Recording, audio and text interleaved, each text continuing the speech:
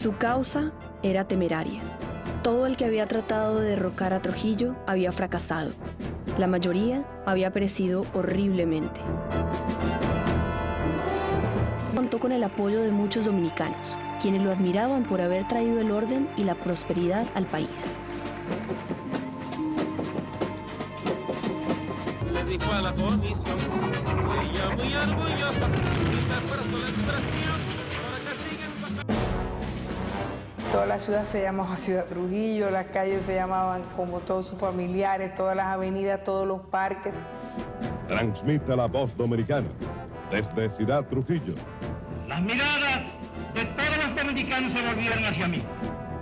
Desde el circuito radial La Voz del Yuna, desde el Palacio del Ejecutivo en Ciudad Trujillo, capital de la República Dominicana. Era una educación que había que tener un letrero en la casa que dijera, en esta casa Trujillo es el jefe. Y había que tener una foto de Trujillo en la casa, era una cultura que la gente te iba acostumbrada a decir gracias a Dios y a Trujillo. A pesar de su discreta rebeldía, el régimen nunca le había exigido a Enrique Mirabal entregar tierras o parte de sus ganancias, como a muchos otros dominicanos. Pero la familia vivía bajo el temor que en cualquier momento se les podía exigir alguna contribución. Los campesinos tenían terror cuando algún birro de la tiranía veía que su finca era bonita o era muy buena, que sus animales eran muy buenos, porque inmediatamente le decían, si el jefe viera esto le gustaría, tenían que cedérsela, porque de lo contrario lo mataban. Trujillo mantenía a sus súbditos bajo un estricto control.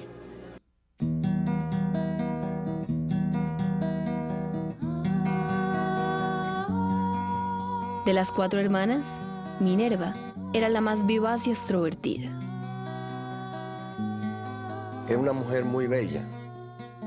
Por lo menos era una persona que no pasaba por desapercibido donde quiera que llegaba.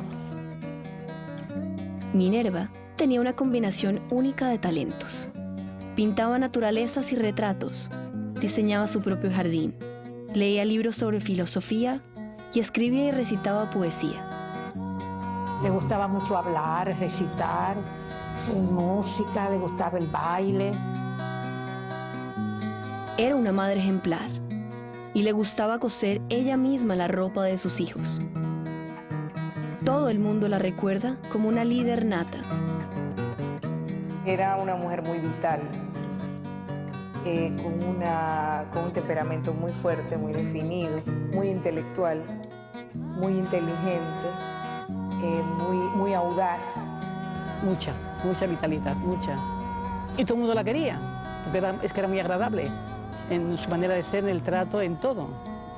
Y muy piadosa, ¿eh? Era una gran cristiana también.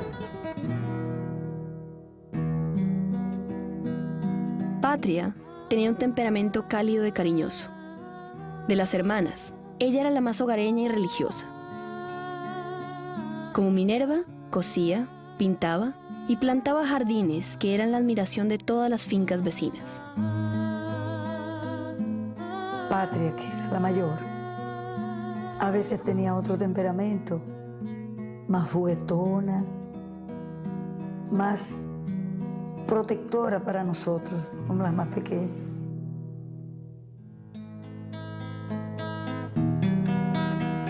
María Teresa nació 8 años después de Minerva y era la niña mimada de la familia. Creció escuchando las historias de horror sobre el régimen, sobre todo de su hermana mayor. Al llegar a la universidad, comenzó a seguirle los pasos a Minerva. La admiración más profunda que un ser humano tenga por otro la tenía María Teresa por Minerva. Era su guía, era su líder.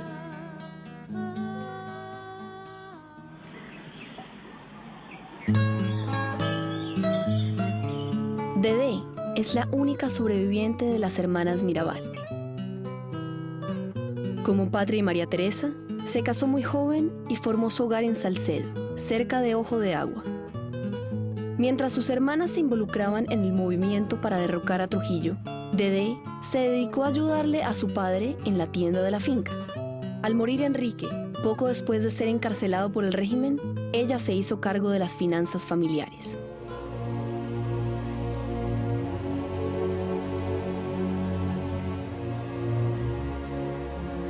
Si bien Enrique y Chea Mirabal se habían escapado de las exigencias comerciales del régimen, temían por algo aún más importante: sus hijas. Trujillo les exigía a sus súbditos estar dispuestos a entregar a sus hijas antes del matrimonio.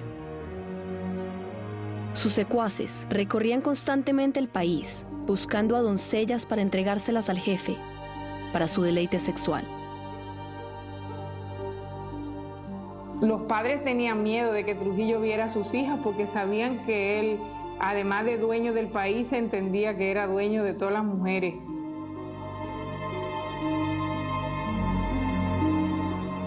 Si no se la llevaban, probablemente perdían la vida. Aunque había muchos padres sinvergüenza que llevaban sus hijas precisamente para tratar de conseguir prebenda con Trujillo y puestos y posiciones.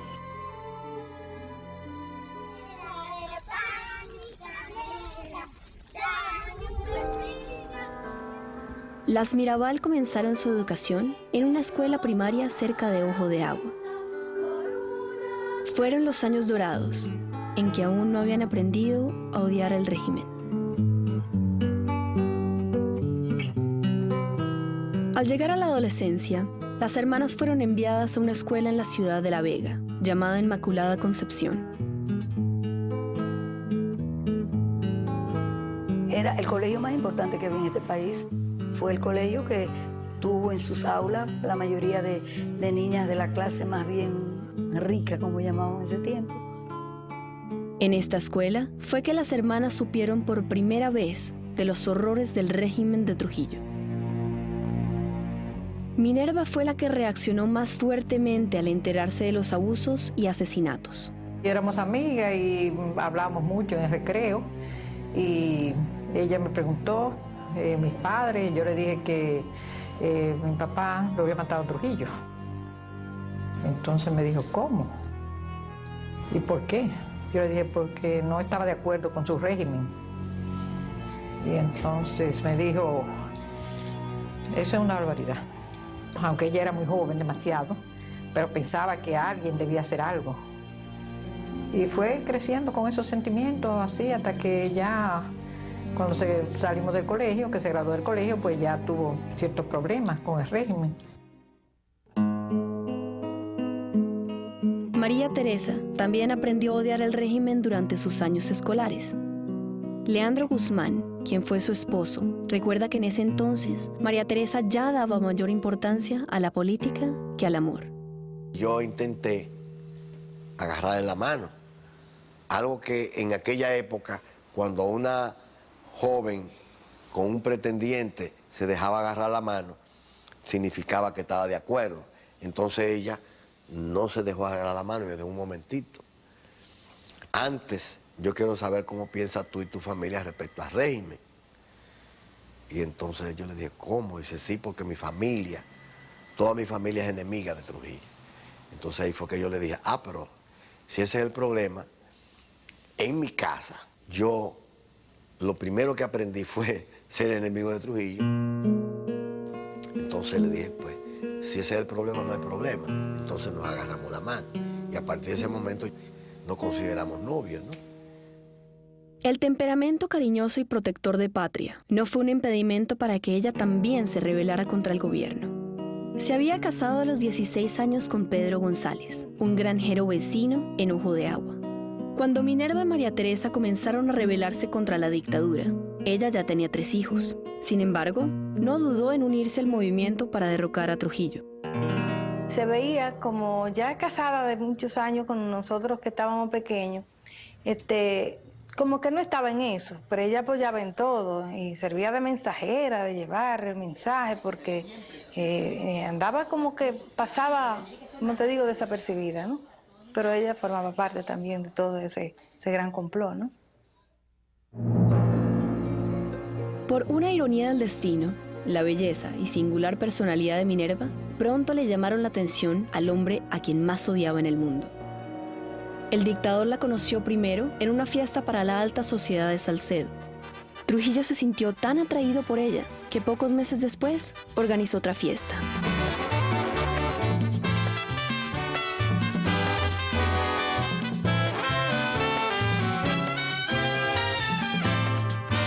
Compadre Pedro Juan, baile el jaleo. Compadre Pedro Juan, que está sabroso. Aquella niña de los ojos negros que tiene el cuerpo flexible, bailala. Cuando llegamos allá, era de que en Villa Borinca, un palacete que tenía Trujillo ahí. A mí me comenzó a dar más de espina. Cuando a nosotros entrar, ya habían entrado muchos. Y nos dijeron, don Manuel Moya Alonso, dijo, este es el puesto de ustedes.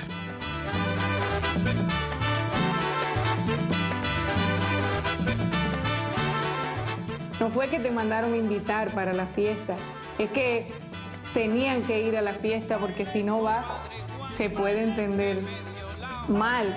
Y entender mal en aquella época significaba que podías hasta perder la vida. Baile, baile bonito, baile, apalmichao, baile, medio de brinquito, baile, compadre Juan, baile, no baile así, baile. Al poco rato vemos que todo el mundo se para. ¿Y qué pasa? Ah, que llegó el jefe. Lo vimos así que cruzó. Inmediatamente nosotros empezamos a preocupar. Ya se nos aguó la fiesta. Era gloriosa, vive mi país. En toda forma el pueblo se siente feliz. A la media hora o la hora de estar nosotros ahí tocando la música, fue Manuel Moya Alonso a invitar a Minerva a bailar. Minerva dijo, yo no voy a bailar, es que no me siento bien. Trató todo lo más posible por excusarse y no bailar. Pero tanto insistió y ella consideró que tampoco se podía hacer indecente. Pues vamos a bailar. Mi Quisqueya hoy, por la obra de su constructor. Se va a bailar como en el Moya, baila una pieza. Entonces inmediatamente él se la pasa al jefe y coge la pareja que el jefe llevaba para bailar. Según la familia Mirabal, fue durante ese baile que Minerva se rebeló por primera vez contra Trujillo. Él le preguntó a ella y no le interesa o no le gusta la política. Le dijo, no me interesa, no me gusta la política. Entonces le dice él, pues yo voy a mandar, esa palabra recuerdo, mis súbditos a que la conquisten. Entonces ella le contestó, ¿y si yo lo conquisto a ellos? La versión más socorrida que la gente más dice es que Trujillo la invitó a bailar y que ella en el medio del baile le dio un bofetón a Trujillo porque él se propasó con ella. Mi familia que estaba ahí dice que eso no es cierto y yo lo creo. En todo caso, si fue un bofetón no físico. O sea, fue verdad una bofetada de dignidad. Hoy disfrutamos nuestra gratitud, brindándole leal sinceridad, para que el gesto de su proceder viva como una eternidad.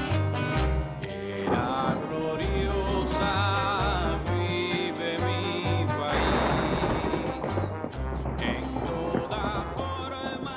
En esa época nadie podía irse de una fiesta antes que Trujillo. Pero la tormenta sirvió de pretexto para que la familia se fuera. Aprovechándose de la lluvia y la oscuridad, se escaparon. Se puso rabioso cuando se dio cuenta que ellos se habían ido y mandó a que los persiguieran, a que los agarraran y los devolvieran, pero no lo lograron hacer. La partida de los Mirabal de la fiesta fue considerado por Trujillo como un acto de rebeldía. A la mañana siguiente, mandó tomar preso a Enrique Mirabal. También mandaron a buscar a mi mamá y a mi abuela y las tuvieron detenidas en un hotel aquí en la capital casi durante 2 meses. Dice la gente que Trujillo no le perdonó ese desplante, pero porque era un hombre orgulloso, todas las mujeres que se antojaba la conseguía, la conquistaba. Aunque Enrique Mirabal fue puesto en libertad al poco tiempo, nunca recuperó su salud. Pero el acontecimiento postergó el sueño de Minerva de estudiar Derecho en la universidad. Sus padres estaban tan atemorizados de que se metiera en la política que no la dejaron matricularse. Mi padre no la dejó ir, ni mi madre, sobre todo mi madre, porque mi madre conocía el temperamento. Minerva, y ella lloraba, ella se desesperaba, pero mamá decía, ay no, mi hija, yo sé que te van a matar, mi hija. Mi madre tenía como dicen, un radar, como que presentía las cosas. 6 años más tarde, sus padres accedieron y la dejaron matricularse. Tristemente, su padre no llegó a verla completar sus estudios. Minerva se graduó con lo que se dijo había sido una de las tesis más brillantes jamás presentadas por un estudiante de Derecho dominicano y recibió su título summa cum laude. Pero Trujillo no había olvidado aquel insulto suyo. En su diploma omitieron los honores que le correspondían y cuando pidió permiso para ejercer su profesión, se lo negaron. En 1955, mientras aún se encontraba estudiando Derecho, Minerva conoció a Manolo Tavares, su futuro esposo. Cuando ella conoció a Manolo, realmente se identificaron inmediatamente. Él tenía las mismas ideas. Entonces se consolidó una idea ya con más raíces. Comenzaron ellos a hablar de eso, de sus sueños de libertad, de la lucha, de lo que había que hacer. Las 4 hermanas, incluyendo Dedé, se opusieron al régimen de Trujillo. Los esposos de Patria y María Teresa emprendieron la lucha junto a ellas. Pero fue el apoyo y compromiso de Manolo con sus mismos ideales lo que ayudó a transformar a Minerva en una líder revolucionaria.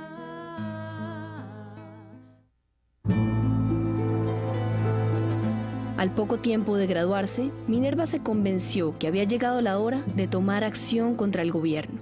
A escondidas, ella y sus hermanas comenzaron a escuchar un programa radial llamado Radio Rumbo, transmitido por onda corta desde Venezuela. ¡Urgente! ¡Urgente! ¡Notirumbos de última hora! Las hermanas querían estar al tanto de los acontecimientos en Cuba, donde un movimiento insurgente contra el dictador cubano Fulgencio Batista parecía estar ganando terreno. Entonces estaba uno atento. Ay, ya están hablando de aquí en Santo Domingo, corren todo el mundo, pero calladito, siempre, porque uno estaba tan nervioso que uno pensaba que esos cepillos que andaban por la carretera casi oían a uno, ¿no?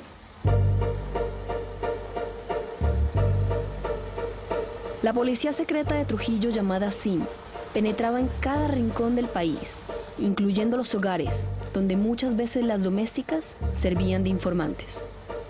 Se montaron en unos carritos muy especiales que eran los cepillos Volkswagen alemanes. Ya la gente lo identificaba y había un terror. Solamente el ruido de un Volkswagen ya creaba terror. Llegó a ser aterrador. Ese sonido constantemente ahí. Era muy al paso. Despacito, y cuando rodaban era sumamente despacio. Los carros del SIM estaban equipados de antenas especiales para interceptar señales radiales y se usaban para allanar las casas y llevarse a la gente en medio de la noche.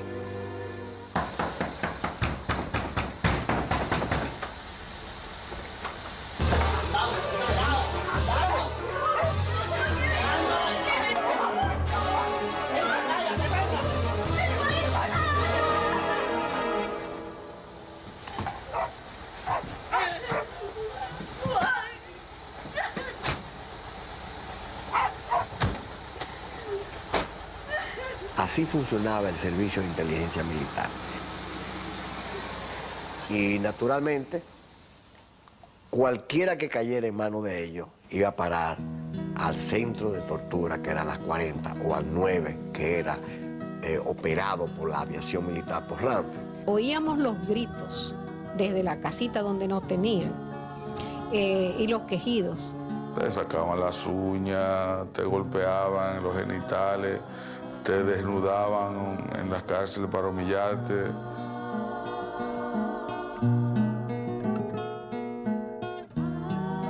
La silla eléctrica era, yo no sé si era un chasis que tenía una serie de conexiones eléctricas que se le aplicaban en distintas partes del cuerpo. Entonces, cuando se le daba corriente, pues la persona recibía las descargas. Nos metían en un coliseo donde con alambre eléctrico y los miembros de toros nos daban pela, que a veces nos daban 30 y 40 latigazos y nos dejaban totalmente heridos. El futuro comienza hoy. Para fines de los años 50, la mayoría de los dominicanos se oponía secretamente a Trujillo, incluyendo muchos que lo habían llevado al poder 30 años antes. Pero nadie se atrevía a dar voz a su oposición.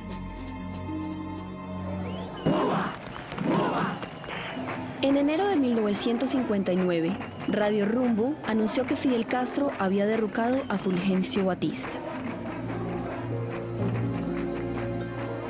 Inspiradas por la victoria de Castro, Minerva y sus hermanas convocaron a un grupo de disidentes. Todos juraron luchar hasta derrocar la dictadura de Trujillo. Minerva es la que plantea y dice que si fue posible en Cuba, ¿por qué aquí también no era posible? Es más, planteó que era una vergüenza para los dominicanos haber permitido que un tirano del calibre de Trujillo permaneciera por 30 años, ¿no? Y prácticamente en esa reunión ella fue el motor de que a partir de ese momento se formara o se organizara un movimiento de resistencia interna.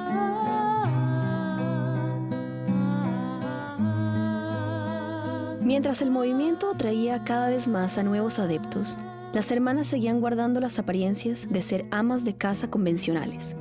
De día, se dedicaban a planear comidas nutritivas para sus esposos e hijos, cultivar sus jardines, coserle la ropa a sus niños y asistir a reuniones sociales.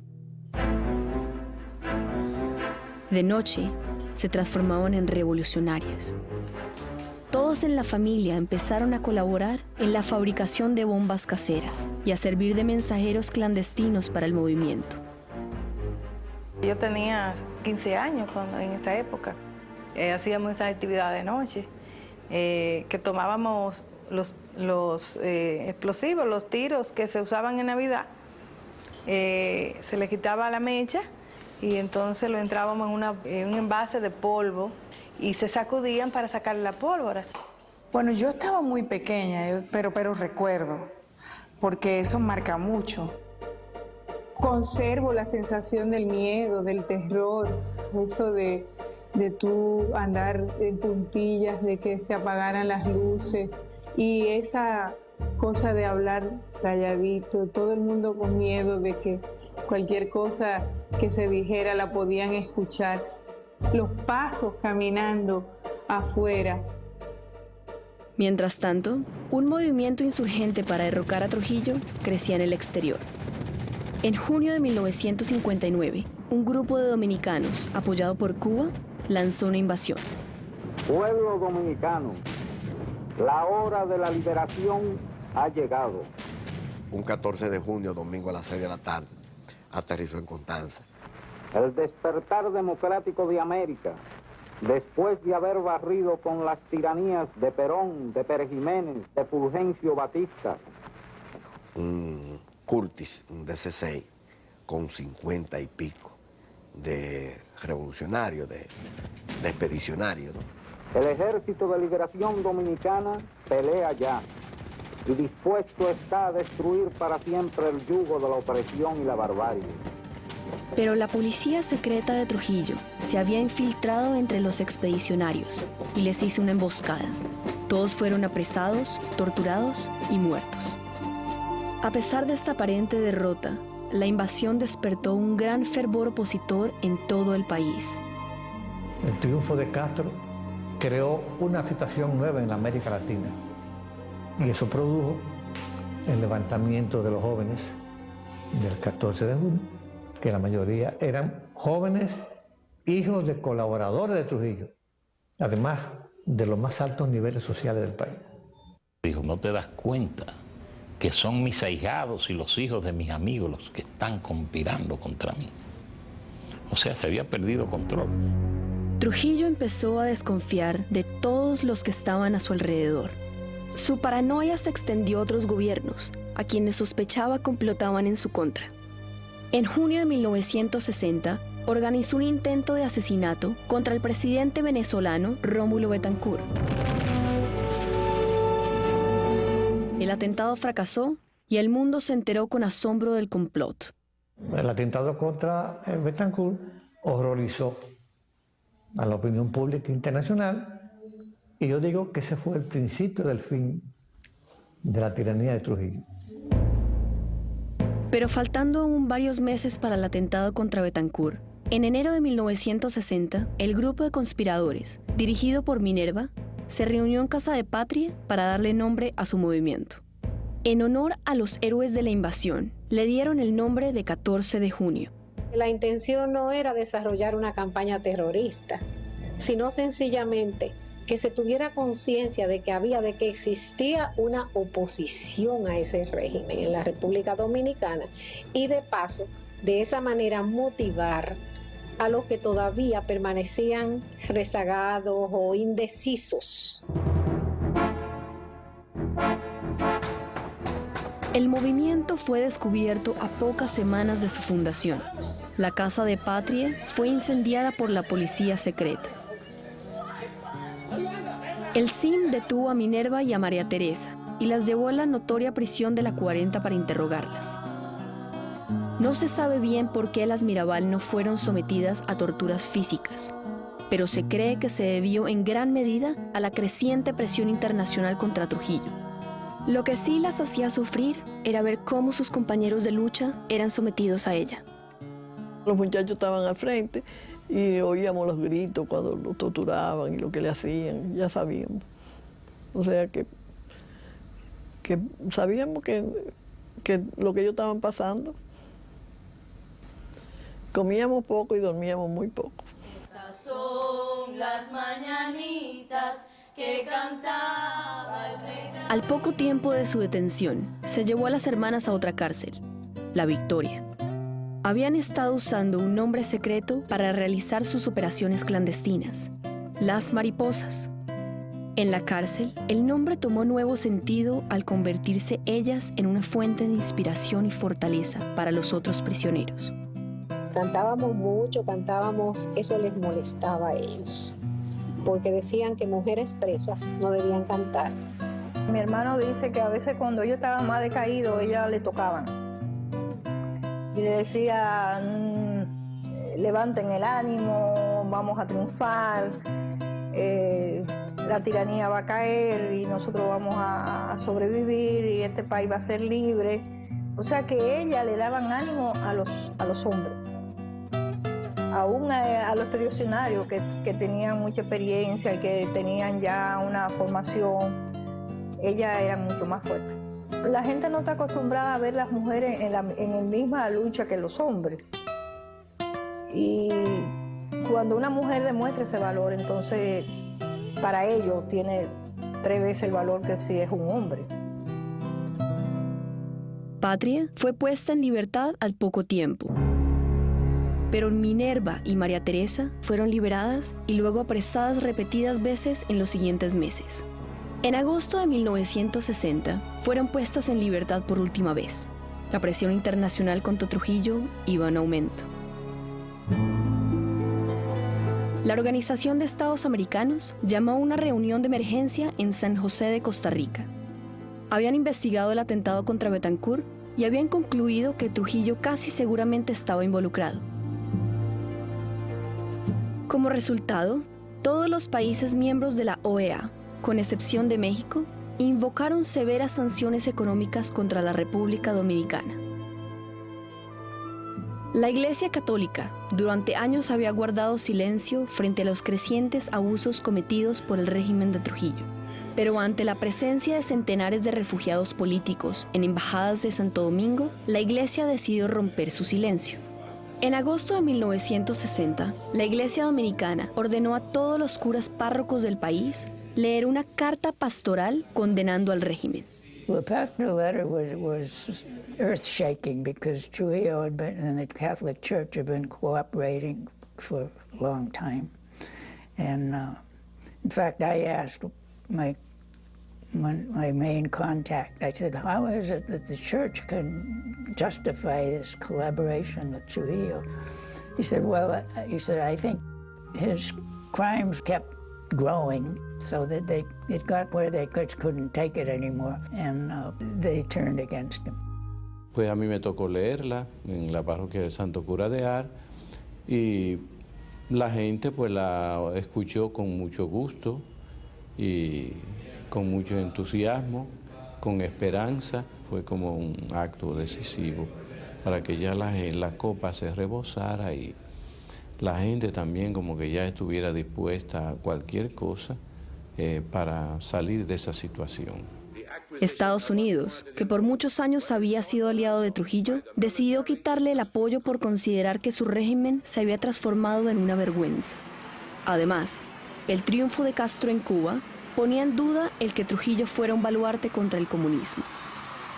The prime concern in the U.S. government was that if something happened to Trujillo, we did not want a Castro-oriented government to take over. So there was a lot of pressure on the U.S. government to do something about Trujillo. Mientras el mundo tuviera en sus miras a Santo Domingo, Trujillo estaba obligado a actuar con cautela, por lo menos por un tiempo. Los esposos de Minerva y María Teresa, Manolo y Leandro, habían sido apresados al mismo tiempo que ellas y se encontraban encarcelados en Santo Domingo. Un día, los esposos fueron trasladados sin aviso previo a una prisión en Puerto Plata, una ciudad a cientos de millas al otro lado de las montañas.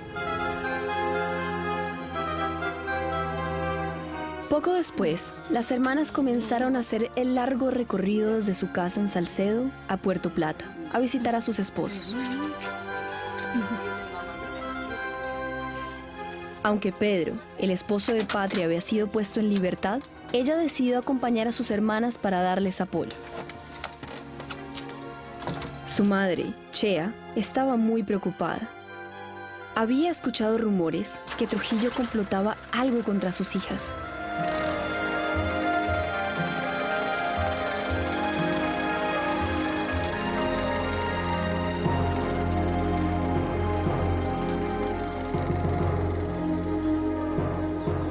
A las Mirabal les había costado encontrar a un chofer para este viaje. Rufino de la Cruz, un amigo de la familia, ofreció hacerlo, a pesar de que también temía un complot en contra de las hermanas. Mucha gente le decía a ellas que mira, no sigan, anda todo este rumor, ya Trujillo ha dicho en varios sitios, mi único problema en este país es Minerva Mirabal y la iglesia. Y eso era como una especie de condena de muerte, ¿verdad? Los secuaces de Trujillo comprendían que su jefe quería eliminar a las hermanas, pero no abiertamente. Obligar a las mujeres a hacer el largo viaje por el camino montañoso entre Salcedo y Puerto Plata, donde se encontraban sus esposos, presentaba la perfecta oportunidad para que ocurriera un accidente. ¿Para qué lo trajeron a Puerto Plata? Si no era una maldad macabra de Trujillo para asesinarlas a ellos o a ellos. Era imposible en un régimen como el de Trujillo que eso ocurriera, sin la voluntad o sin la decisión de él. Pese al evidente peligro, las hermanas, y sobre todo Minerva, no estaban preocupadas. Minerva tenía la idea de que no era posible que con una situación internacional tan grave como tenía Trujillo, que había sido sacado de la familia latinoamericana por la Organización de Estados Americanos en aquella conferencia de San José, Convención de San José de Costa Rica. Es decir, no es posible que nos ponga la mano.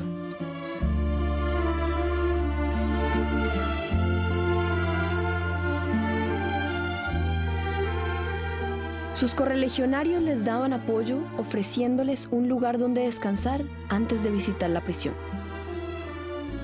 Cuando ya llegaban ya muy optimistas, se ponían cómodas, pues se preparaban, almorzaban y se arreglaban muy bien para ir a visitar a sus esposas. Siempre me decían, no, hay que ponernos bien buena moza para llevarle un poco de alegría a los muchachos. Los esposos habían oído rumores de un posible complot de Trujillo. Cuando llegaron las hermanas a la cárcel, les hablaron de sus temores.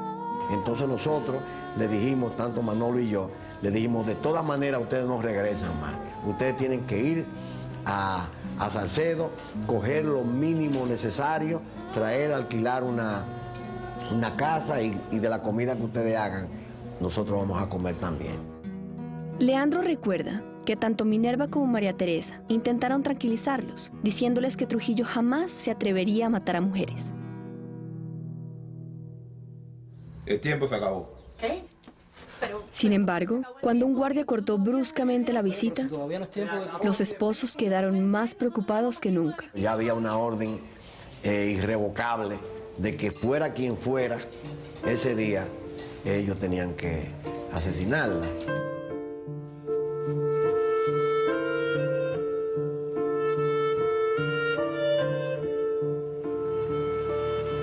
Las hermanas partieron de regreso a Salcedo, luego de despedirse de don Chujo. Nosotros fuimos los últimos que la vimos con vida. Era una linda chiquita que no sabía de amor, pero sí sé que tenía entero su corazón. Así fue que en poco tiempo pude conquistar su amor. A pocas millas de la ciudad, 5 hombres las estaban esperando. La estaban esperando en un lugar que se llama Marapicá, donde hay un puente y una curva. Entonces ellos estaban detrás del puente, detrás de la curva. ¿Y este hombre? ¿No conoce? Ahí estaban los esbirros. Ahí la intersectaron.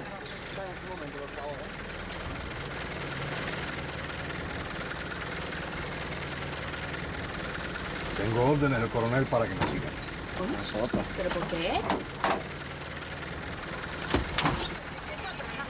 Llegó un camión del Seguro Social.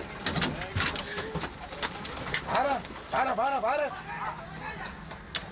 Somos las hermanas Mirabal, por favor, digan a nuestra familia que los Calíes nos van a matar, por favor, dígaselo. Entonces uno de los esbirros fue y lo amenazó para que siguiera y lo amenazó diciéndole que cuidado si decía algo sobre lo que vio.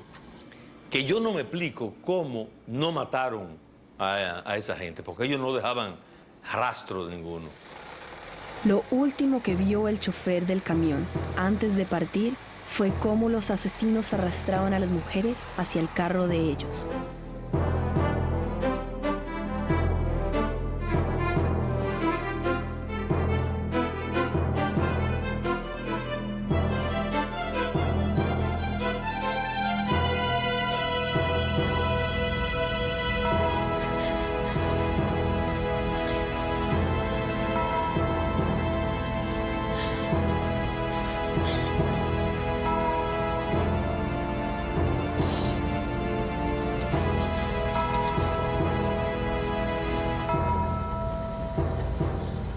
Que es una carretera muy estratégica para cometer un crimen.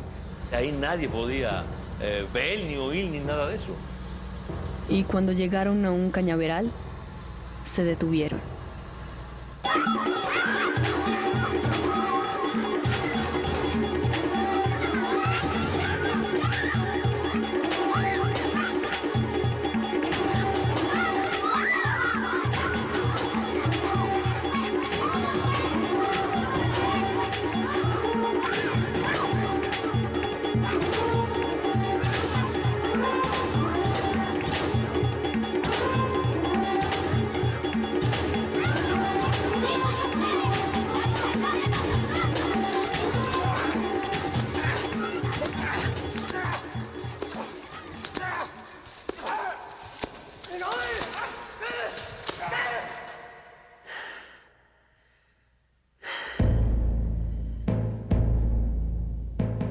Luego la entraron en el mismo vehículo, en el Jeep, y la llevaron 2 o 3 kilómetros después de la cumbre, donde está el cuartel. La llevaron ya en la noche, la arrancaron por la cumbre, la loma esa de la cumbre. Pasé a parecer que fue un accidente automovilístico, que venían de Puerto Plata, que se fueron por ese abismo.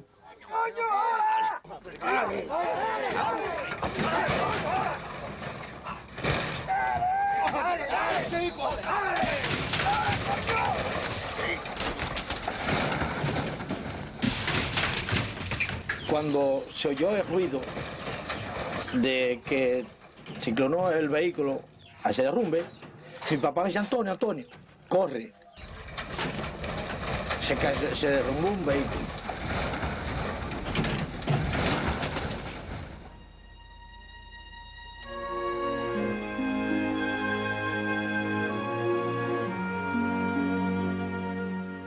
Bajamos por la mañanita, ya la tenían en la carretera, ya la habían sacado, la tenían así, toda en fila. La caña de sangre bajaba. Estaba como lloviznando y estaba lluvioso y bajaba el agua con la sangre. Ahí comenzamos a rezarle. Mi prima, cuando terminamos, la peinó.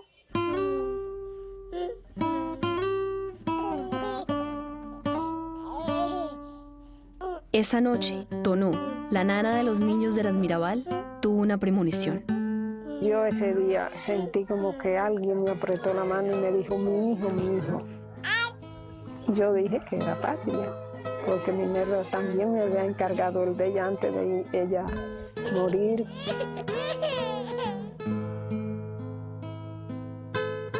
Y ella me decía que siempre que tenía confianza en mí, pero si a ella le pasaba algo, y como yo vivía con su mamá y el niño siempre estaba allá. Al día siguiente, se vio que Tonó, tristemente, había tenido razón.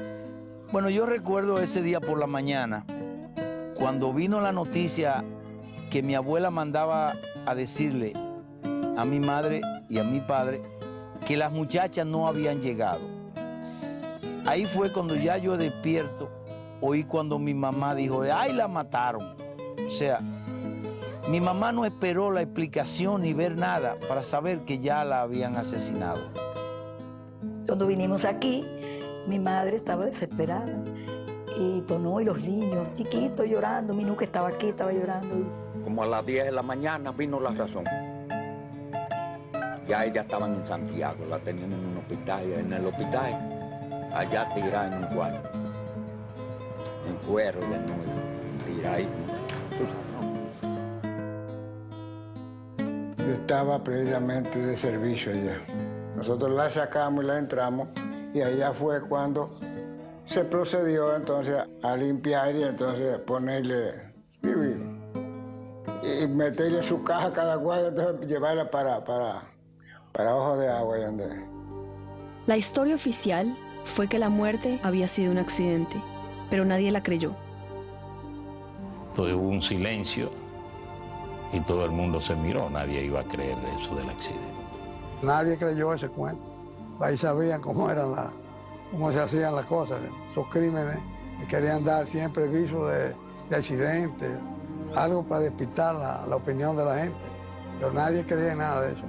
Todo el mundo dijo, eso lo mató Trujillo. Años más tarde, después de la muerte de Trujillo, se reveló que habían dado muerte a las hermanas a golpes y estrangulamiento. Colocamos los 4 cadáveres dentro de la ambulancia. Y yo me tranqué con los 4 cadáveres. Porque nadie quería venir con ellos, pero yo aproveché para examinarlos yo. Los 4 cuellos bailaban, porque lo habían desnucado. O sea, no podía existir la casualidad de que se desnucaran los 4 cadáveres.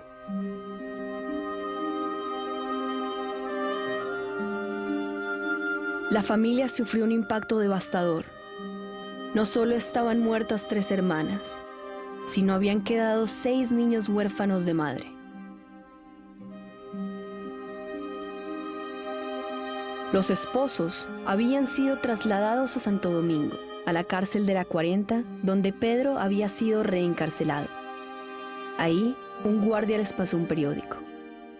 Comenzó a hablar de que nosotros éramos presos, que no teníamos ningún derecho, pero que iban a hacer una excepción. Cuando abrió el periódico, Manolo vio la noticia de mueren en accidente 3 hermanas y el chofer. Mira. Al comienzo, los esposos no creyeron la noticia. Solo al ser liberados, luego de la muerte de Trujillo y de regresar a sus hogares, pudieron aceptar que era verdad. Fue terrible, quizás de las cosas más terribles que uno ha vivido. Nada de lo que había pasado es igual a eso.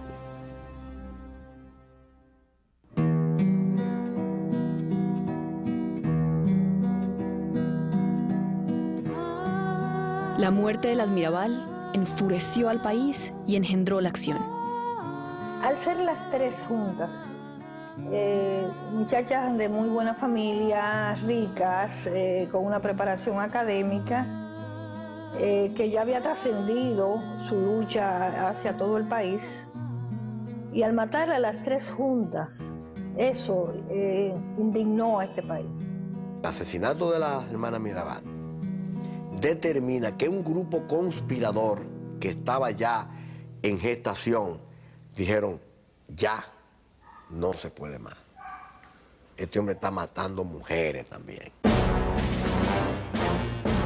6 meses más tarde, el 30 de mayo de 1961, mientras su chofer conducía a Trujillo a una visita con su amante del momento, le hicieron una emboscada y lo asesinaron a tiros. Entre sus atacantes estaban algunos que le habían ayudado a llegar al poder 30 años antes.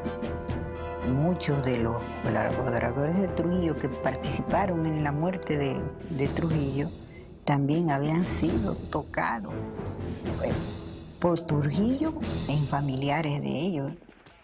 Los atacantes tenían pocas posibilidades de escapar. El SIM los halló, los torturó y dio muerte a todos menos a 2 de ellos.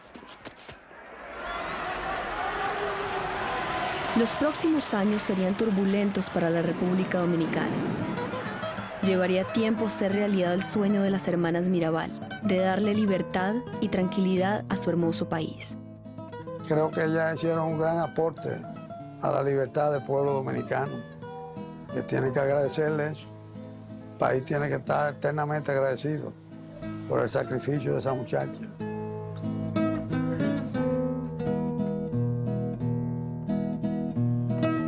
Hoy, la República Dominicana es una democracia. Los estudiantes dominicanos visitan la Casa de las Mirabal, que ha sido transformada en un museo, y aprenden sobre ellas en la escuela. Yo no he luchado por mi pueblo y a veces cuando alguien me pregunta, ¿pero por qué tú estás en eso, recordando eso? Entonces yo le digo, pero el sacrificio de ellas sí fue grande, porque ellas dieron su vida. ¿Y qué es para mí? Hablar de eso, están vivas, están por ahí. Yo sí voy a desaparecer dentro de un tiempo, pero ellas no. Ellas van a seguir.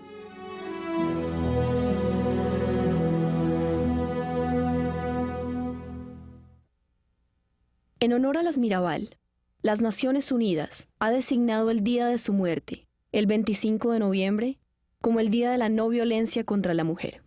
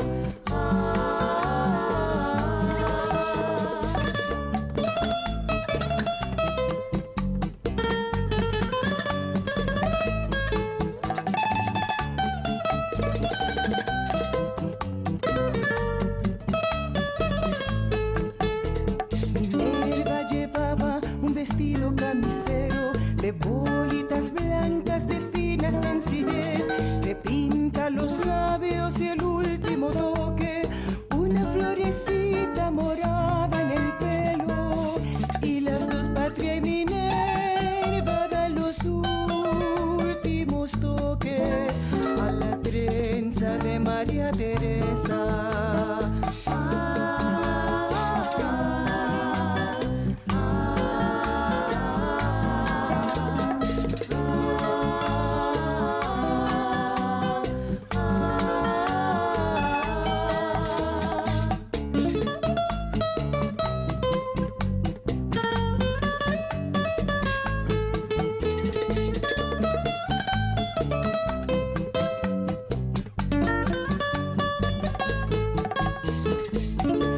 Pusieron sus zapatos.